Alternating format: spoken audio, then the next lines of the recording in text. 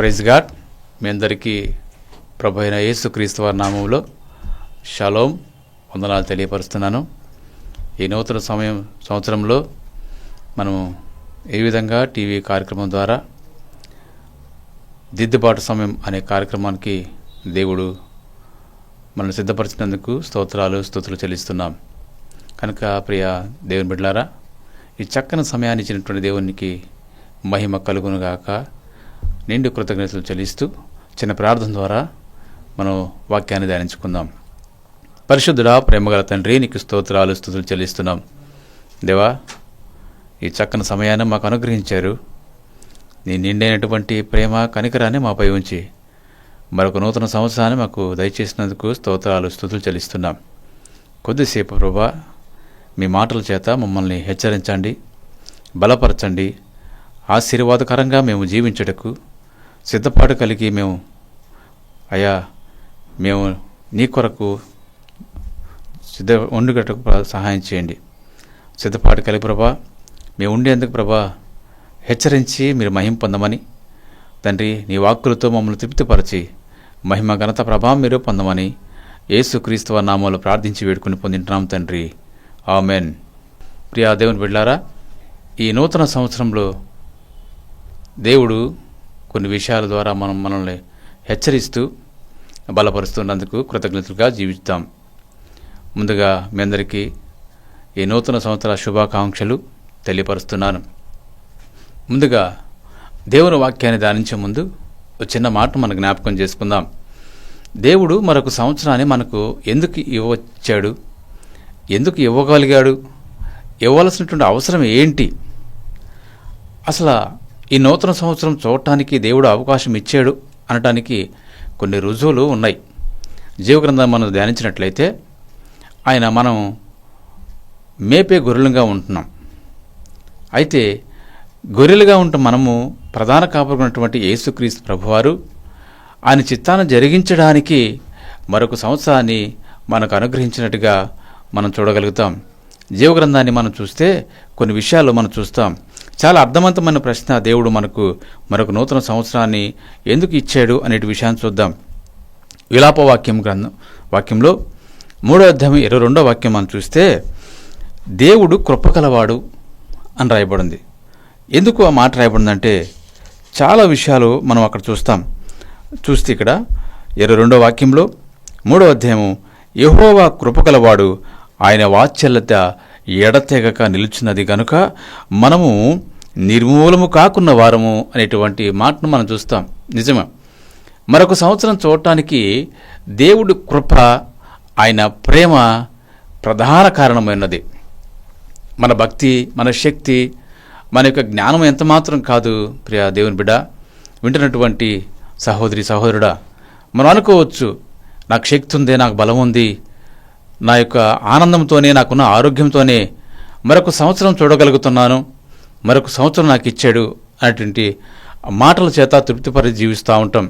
అది కాదు. కానీ వాక్యం సెలవిస్తూ, హెచ్చరిస్తూ, బలపరుస్తున్న మాట ఏంటంటే ఆయన కృపగలవాడు అని ప్రవక్త ద్వారా, ఇర్మీయా గారి ద్వారా మనకు తెలుసుకుంటున్నాం. కృపగలవాడు అనేటువంటి వాస్తవాన్ని మనం జ్ఞాపకం చేసుకోవాలి. ఆయన కృపగలవాడు. మరొక మాట రాయబడింది ఏంటంటే ఆయన వాత్సల్యత ఎడతెగక నిలిచినది గనుక మనము నిర్మూలము కాకున్న వారము అనేటువంటి మాటను మనం చూస్తున్నాం. నిజమే, దేవుడు కృపచేత మనల్ని నశింపు చేయలేదు, మనం బ్రతికిస్తూ ఉన్నాడు. ఆయన కరుణ అనంతం లేనిదిగా ఉంది, నిరంతరము ఉన్నదిగా మనం చూస్తున్నాం. అంత మాత్రమే కాదు, ప్రతి ఉదయము నూతనముగా ఆయనకు మన మీద ప్రేమ పుట్టుతూ ఉందంట. ఎంత గొప్ప మాట అండి ఇది. ఈరోజు మన మీద ప్రేమ చూపించడానికి ఇంటివారే ప్రేమ చూపించలేరు, స్నేహితులు ప్రేమ చూపించలేరు, బంధువులు స్నేహితులు కానీ ప్రేమ చూపించలేరు. అయితే మన దేవుడు, నీవు నేను నమ్ముచున్న దేవుడు, మన కోసం దిగి వచ్చిన దేవుడు, ఆ మాట మనం చూస్తున్నాం. ఎంత గొప్ప మాట అంటే ఆయన కృపచేత నిరంతరము ప్రతిరోజు ఒక నూతనమైన ప్రేమ చూపిస్తున్నాడంట. ఇది అంత గొప్ప మాట అంటే ఇది మన ఆనందానికి హద్దులు లేనట్టుగా ఉన్నటువంటి మాట మనం చూస్తున్నాం. ఈరోజు అనేక మంది ప్రేమ నోచుకునే విధంగా, ప్రేమను కోల్పోయిన వారి విధంగా, ఆదరణ కోల్పోయిన వారి విధంగా, మరోవైపు చూస్తే ప్రేమ కోసం వెతికేవారు కూడా ఉన్నారు. అయితే నిజమైన ప్రేమ ఎక్కడుందంటే ప్రభువైన యేసుక్రీస్తు వారిలో ఉంది. ఆ ప్రేమ ప్రతిరోజు ఒక నూతన ప్రేమ ఆయన పుట్టుతుందంట. మనం ఎన్ని పొరపాట్లు చేసినా, ఎన్ని దుర్మార్గపు ఆలోచన చేస్తున్నప్పటికీ ఆయనలో ప్రేమ చల్లారలేదంట. మనలో అయితే ప్రేమ చల్లారిపోతుంది.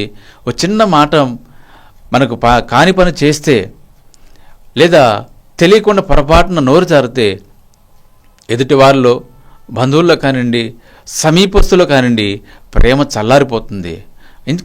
ఇంకెందుకండి, ఒక మాటకు వస్తే ఈనాటి సేవకుల్లో కూడా ప్రేమ చల్లారినటువంటి సందర్భాలు లేవా అని మనం ఒకసారి జ్ఞాపకం చేసుకోవచ్చు. అయితే మన ప్రధాన కాపరి, ప్రధాన యాజకుడు, మన కోసం ప్రాణం పెట్టినటువంటి యేసుక్రీస్తు వారికి మాత్రం ప్రతిరోజు నూతన ప్రేమ పుట్టుస్తుందంట. ప్రభునామానికి మహిమ కలుగునుగాక. ఎందుకంటే ఆయన ఎంత గొప్ప దేవుడు, ఎంత ప్రేమగల దేవుడు, ఎంత కృపగలవాడు అనేటువంటి వాస్తవాన్ని జ్ఞాపకం చేసుకోవాలి.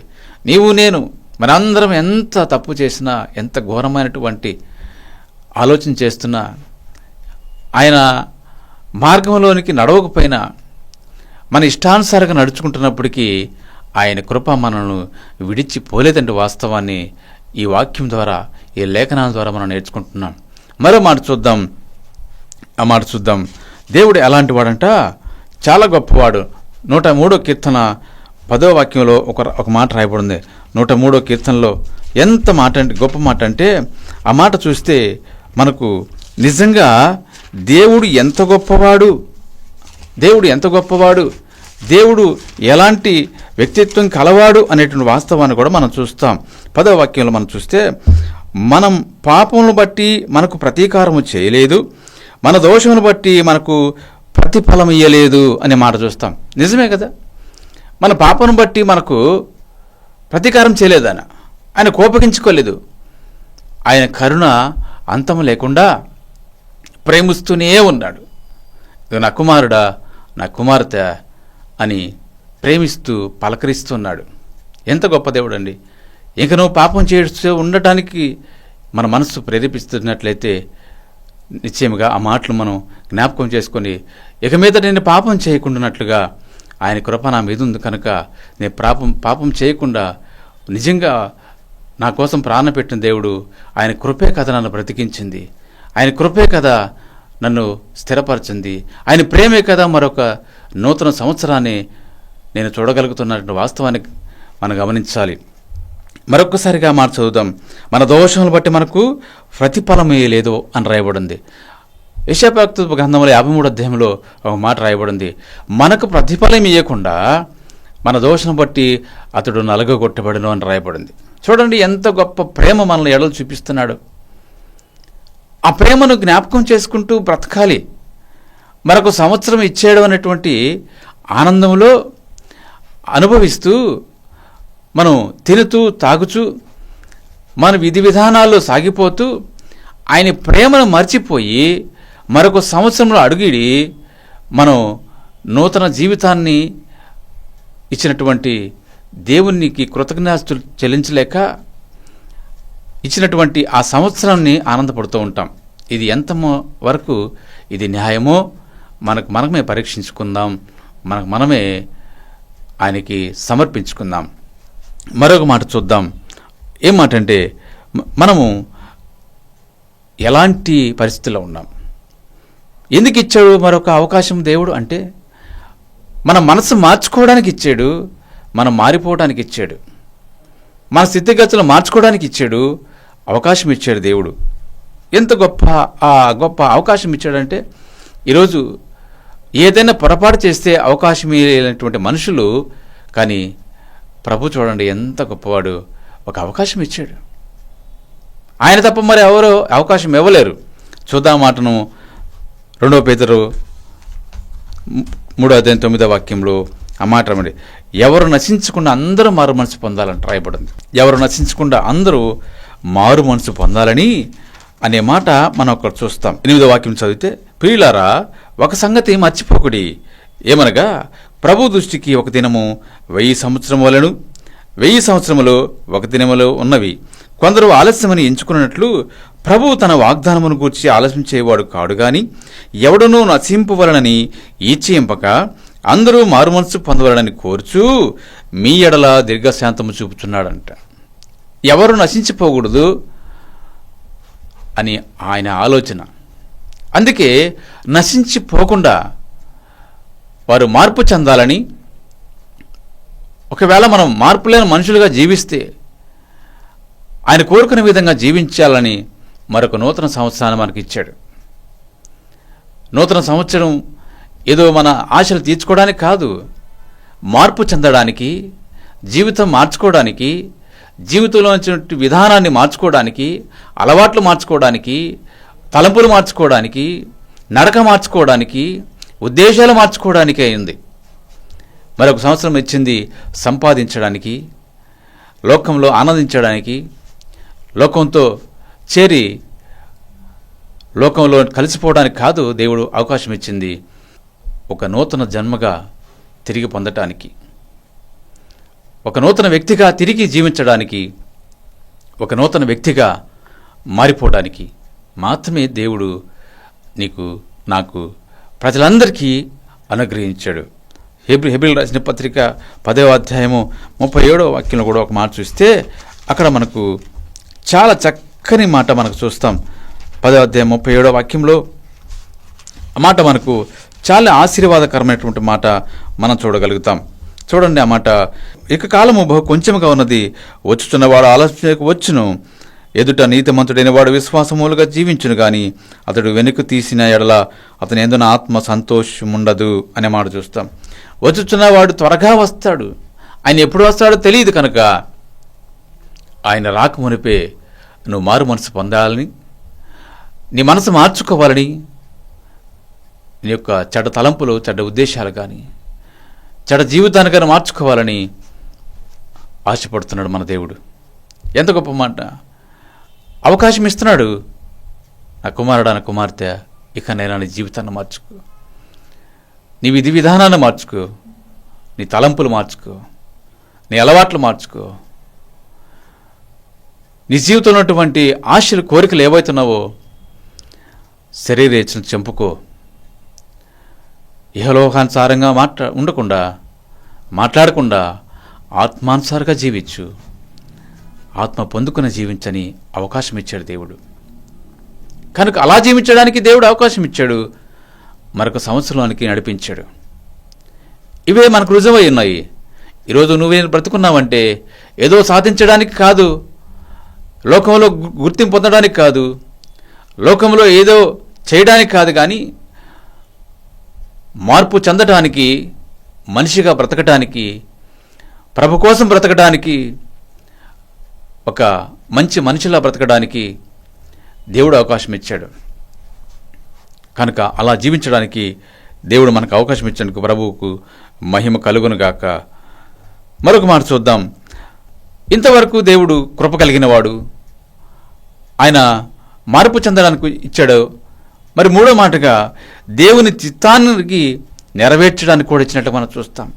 ఎఫెసీయులకు రాసిన పత్రిక 2వ అధ్యాయం 10వ వాక్యంలో అక్కడ రాయబడిన మాట ఏంటంటే, సత్క్రియలు చేయడానికి మనలను ఆయన ఆయుష్ పొడిగించినట్టుగా చూస్తాం. సత్క్రియలు చేయాలంట. సత్క్రియలు చేయకుండా మనం ఈ లోకంలో జీవించిన వ్యర్థమే. చూడన్నమాట 10వ వాక్యము ఆ మాట రాయబడింది. మరియు వాటి యందు మనము నడుచుకోవాలని దేవుడు ముందుగా సిద్ధపరిచిన సత్క్రియలు చేయుటకై మనము క్రీస్తు యేసునందు సృష్టింపబడిన వారమై ఆయన చేసిన పని అయి ఉన్నాము. దేవుడు నిన్ను నన్ను సృష్టించింది, ఆయుష్ పొడిగించింది, మరొక నూతన సంవత్సరాన్ని ఇచ్చింది ఏదో చెయ్యాలని కాదు, లోకంలో గుర్తింపు సంపాదించాలని, ప్రజాసేవ చేయడానికి కాదు, సత్క్రియలు చేయటానికి. దేవుని దృష్టిలో సత్క్రియ అనగా ఆయన చిత్తానుసారంగా చేయు పనులు ఉన్నాయి, అవి చేయడానికి మాత్రమే ఆయుష్ పొడిగించాడు. అక్కడ రాయబడిన మాట ఏంటంటే, చూడండి, దేవుడు ముందుగా సిద్ధపరిచిన సత్క్రియలు అంటవి. అవేంటి ప్రభు చిత్తమైతే మరొకసారి మనం ధ్యానించుకుందాం. సత్క్రియ చేయడానికి మరొక అవకాశం ఇచ్చాడు. చెడ్డపనులు చేయడానికి కాదు, లేదో వారికి వీరికి తగు పెట్టడానికి కాదు, లేదా అక్కడ మాట ఇక్కడ మాట చెప్పడానికి కాదు, లేకపోతే అక్కడ చూసిన విషయాలు ఇక్కడ చూసిన విషయాలు చూసి ఆనందించుకోవడానికి కాదు. సత్క్రియలు చేయటానికి, అనగా మంచి క్రియలు చేయడానికి, మంచి కార్యాలు చేయటానికి, లోకానుసారమైనటువంటి ఆచారాలు చేయడానికి కాదు, లోకానుసారమైనటువంటి ఆచారాలలో పాల్గొని సంతోషించడానికి కాదు, లోకానుసారమైనటువంటి ఆచారాలను పొగడ్డానికి కాదు, సత్క్రియలు చేయడానికి మాత్రమే మనల్ని మరొక సంవత్సరానికి నడిపించాడు. సత్క్రియలు. ఎఫెసీయులకు రాసిన పత్రిక 1:4 కూడా అక్కడ రాయబడిన మాట అంటే చూద్దాం. ఎట్లనగా తన ప్రియనియందు తాను ఉచితముగా మనకు అనుగ్రహించిన తన కృపా మహిమకు కీర్తి కలుగునట్లు తన చిత్త ప్రకారమైన దయా సంకల్పము చొప్పున యేసు క్రీస్తు ద్వారా తన కుమారులుగా స్వీకరించుటకై మనను ముందుగా తన కోసము నిర్ణయించుకుని మనము తన ఎదుట పరిశుద్ధులము నిర్దోషులమై ఉండాలని జగత్తు పునాది వేయబడక ముందుగే ప్రేమ చేత ఆయన క్రీస్తులో మనను ఏర్పరచుకునేను. జగత్తు పునాది వేయబడక ముందే ఆయన ఏర్పరచుకున్నాడంట. ఏం చేయడానికి? సత్క్రియలు చేయడానికి, అనగా పరిశుద్ధంగా జీవించడానికి, ఆయన చిత్త ప్రకారంగా జీవించడానికి. అంత మాత్రమే కాదు, క్రీస్తుకు తగ్గ కుమారులుగా జీవించడానికి మాత్రమే అవకాశం ఇచ్చాడు, మరొక సంవత్సరంలోనికి నడిపించాడు.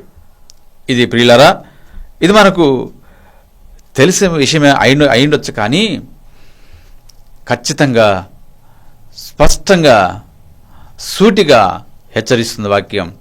ఆయుష్ పొడిగించాడంటే దానికి కారణం ఆయన ప్రేమ, ఆయన కృప. రెండోది అవకాశం ఇచ్చాడు. మూడోది ఆయన చిత్త ప్రకారం, ఆయన చిత్తాన్ని నెరవేర్చడానికి ఇచ్చాడు. ఆయన ఉద్దేశం అది. సత్క్రియలు చేయాలంటే ఉద్దేశం ఆయన కోసం చేయాలి, లోకం కోసం కాదు, ఆయన కోసమే. ఆయన సృష్టించినటువంటి జనం మనము, ఆయన మేపే గొర్రెల మనం. కనుక ఆయన కోసం మనం చేయాలి, ఆయన చిత్తానుసారంగా చేయాలి. కనుక రోమాపత్రికలో కూడా ఒక మాట ఉంది, 8వ అధ్యాయం, చాలా చక్కని మాట అక్కడ మనం చూస్తాం. రోమిలకు రాసిన పత్రిక 8వ అధ్యాయము 29వ వాక్యంలో, ఎందుకనగా తన కుమారుడు అనేక సహోదరులలో జ్యేష్ఠుడగునట్లు దేవుడు ముందుగా ఎరిగినో వారు తన కుమారునితో స్వరూపము గలవారగుటకు వారిని ముందుగా నిర్ణయించెను. ఎవరైతే దేవుని ముందుగా ఎరిగాడో వారు దేవుని స్వరూపంలోకి మార్చబడ్డానికి ఆయన అవకాశం ఇచ్చినట్టుగా చూస్తాం. ఈరోజు మనకు అవకాశం పొడిగించాడంటే, ఆయుష పొడిగించడానికి కారణం ఏంటంటే ఆయన స్వరూపంలోనికి మార్చబడాలంట. ఎవరి పోలిక? ఆయన పోలికలోనికి మార్చబడాలి. వేరొకరు పోలికలు చొప్పున మనం మార్చబడ్డానికి కాదు, వేరొకరు పోలికల చొప్పున మనం జీవించడానికి కాదు, ఆయన చిత్త ప్రకారంగా జీవించడానికి, ఆయన పోలిక చొప్పున జీవించడానికి మాత్రమే మనము మరొక సంవత్సరం చూడగలుగుతున్నాం. ప్రభు నామానికి మహిమ కలుగును గాక.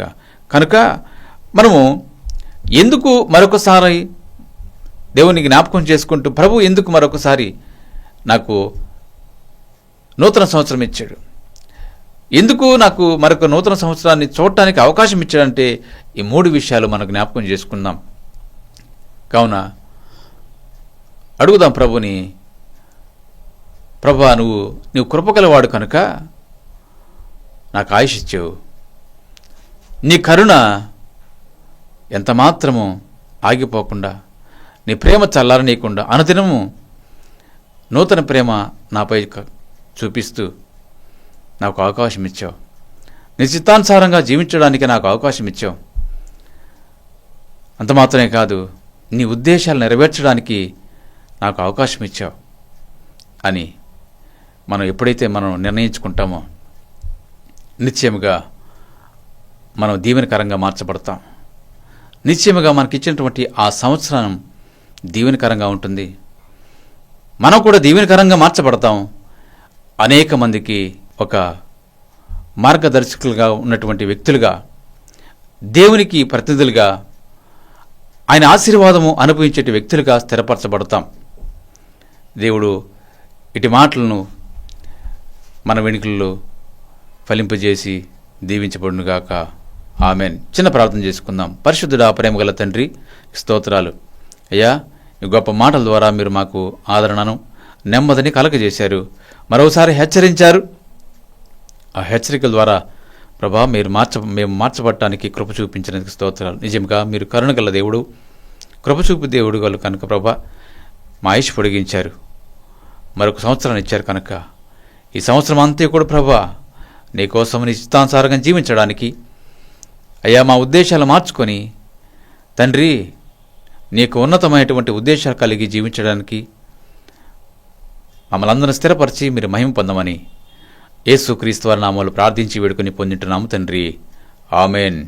అందరికీ షోలోం. ఈ వాక్యం ద్వారా మీరు బలపరచబడితే కింద నెంబర్కి మీరు కాల్ చేయండి.